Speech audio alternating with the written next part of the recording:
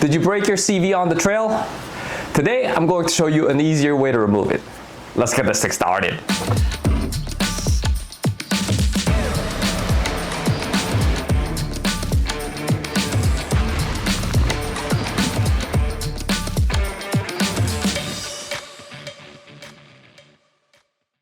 If you're new to this channel, my name is Carl, and this channel is dedicated to all things mods, DIY, and engineering for your Tacomas and other Toyota trucks. So make sure you smash that like and subscribe button while you're at it. Do it now, guys. So long story short, my buddy's CV sheared at the terrain park, and at the end of the video, I'll go over as to why you would want to remove it, especially before hitting the highway. Now let's get to the truck. So we started with jacking up the truck, placing a jack stand underneath it, and then removing that front wheel.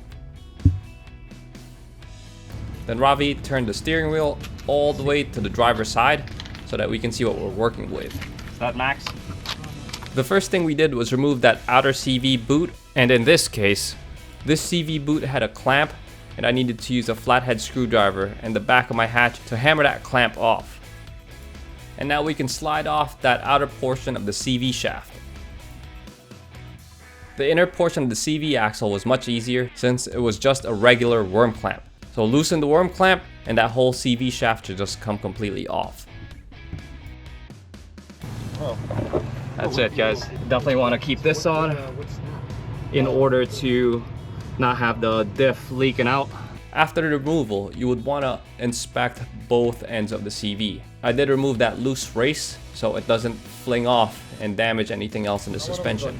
Yeah, you want to leave both of them on. Yeah, because on the inside, because your diff will leak out. Yeah, and then there's the bearing, right? Yeah, and over here, that stud, well, that threaded stud is actually supporting your whole tire.